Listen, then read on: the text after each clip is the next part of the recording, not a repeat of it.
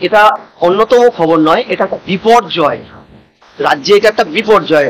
Last 3.5-4 বছর ধরে বিভিন্ন চ্যানেলে সন্ধ্যাবেলা এই একটা বিষয়ে যখন বাঙালি উদ্বেলিত ছিল, চোর চোর, বালি চোর, গরু চোর, চাকরি চুরি, এই জায়গায় কিন্তু আজকে যে তার একটা বৃত্ত সম্পন্ন হলো এবং সুপ্রিম কোর্ট সেই বৃত্তের কিন্তু শিলমোহর দিলেন। আপনাকে আমি বলি যে 2022 সালে 5 মে ক্যাবিনেট 40 জনের ক্যাবিনেট মিনিস্ট্রির মুখ্যমন্ত্রী গোপনে মিটিং করে অযোগ্য পয়সা দিয়ে সাদা খাতা জমা দিয়ে সিবিআই আপাতত যে 30% ওএমআর ডিসকভার করেছে, যাতে ব্যাপক জালিয়াতি, মানে 8,000 জালিয়াতি আমরা পেয়েছি এই মুহূর্তে। তা আরো যদি হয়, তদন্ত হয়, হয়তো সংখ্যাটা আরো বাড়বে।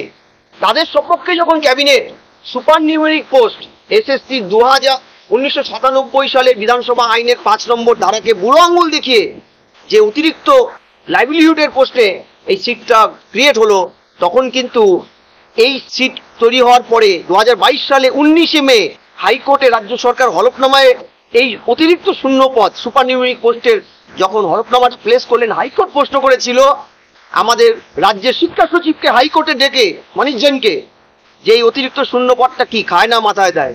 উনি বলেছিল উপযুক্ত স্তর থেকে আমার কাছে এই বার্তা এসেছে, আমাকে অর্ডার দেওয়া হয়েছে। হাইকোর্ট বলেছিল কে উপযুক্ত স্তর? তিনি বলেছেন ব্রাত্য বসু। প্রথম কোন মন্ত্রীর নাম সারফেসে আসে শিক্ষার দুর্নীতিতে। এবার আমি আপনাকে বলি যে সুপার নিউমেরিক পোস্ট বেআইনি শুধু নয়, সংবিধানের 16 নম্বর এবং 14 নম্বর আর্টিকেলকে সরাসরি ভায়োলেট করছে। আমি আপনাকে উদাহরণ দিয়ে বলছি যে দেখুন, এই সুপার নিউমেরিক পোস্টে 363 নম্বর পয়েন্ট, 282 পেজের যে সুপ্রিম কোর্টের অবজারভেশনে ডিভিশন বেঞ্চে যে বিখ্যাত আইন, যেটা আপনাকে একটু আগে কোট করলেন আপনি, সেখানে 363 নম্বর পয়েন্টটা ভালো করে লক্ষ্য করুন। সেখানে 363 নম্বর পয়েন্টে দুটো উপধারা আছে, 7 এবং 8। 7 উপধারায় মাননীয় ডিভিশন বেঞ্চ বলেছে যাদের আপাতত অযোগ্য হিসেবে সিবিআই প্রমাণ করেছে, সেই যে 3টে ডিস্কে 30% ওএমআর, যার সর্বশেষ সংখ্যাটা 8,000, র্যাঙ্ক জাম করে মেধা তালিকার বাইরে গিয়ে অন্যান্য ভাবে সাদা খাতা জমা দিয়ে কোনো কিছু না দিয়ে চাকরি পেয়েছিল, তাদেরকে ইন্টারোগেশন করতে পারবে 7 নম্বর উপধারা। 8 নম্বর উপধারায় বলেছে যেহেতু সুপার নিউমেরিক পোস্টটা সংবিধানকে ভায়োলেট করেছে, তাহলে এন্টায়ার সুপার নিউমেরিক পোস্ট তৈরির সাথে ক্যাবিনেটের 40 জন মিনিস্টার, সিএম খেয়াল করুন, সিএম, তাদেরকে সিবিআই যখন তখন ইন্টারোগেশন করতে পারবে, পারলে হেফাজতে নিতে পারবে। এবার সুপ্রিম কোর্টে রাজ্য যে চ্যালেঞ্জ করে হলফনামা দিয়েছিল আপনার আমার ট্যাক্সের টাকায়, জনগণের ট্যাক্সের টাকায়, এখানে কিন্তু সুপ্রিম কোর্টে রাজ্যের সওয়াল জবাবে 40 মিনিটের সওয়াল জবাবটা ভালো করে লক্ষ্য করবেন, রাজ্যের আইনজীবী সিংহভাগ সময় কার্যত যোগ্য অযোগ্যদের সেগ্রিগেশন করাটা, এটার উপরে একটা কথা বলেনি। ইভেন সুপ্রিম কোর্টে রাজ্যের হলফনামাতে অযোগ্যদের চাকরি বাতিলের কথা, যোগ্যদের চাকরি দেওয়ার কথা বললো, অযোগ্যদের চাকরি বাতিলের কথাটা একটা বার বলেনি। তখনই কিন্তু আমরা সন্দেহটা করেছিলাম যে রাজ্য আদৌ কি চাকরি বাঁচাতে এই এত শত ছেলে মেয়ে, যাদের মধ্যে অনেকেই অযোগ্য, যারা পুরো পরিবারটা ভেসে গেল, কারো হাজবেন্ড ওয়াইফ দুজনেই চাকরি চলে গেছে, তাদের বাঁচাতে গেল নাকি নিজেকে বাঁচাতে গেল, নিজের খুব বাঁচাতে গেছে? আমাদের কিন্তু আশঙ্কাটা সত্যি হলো।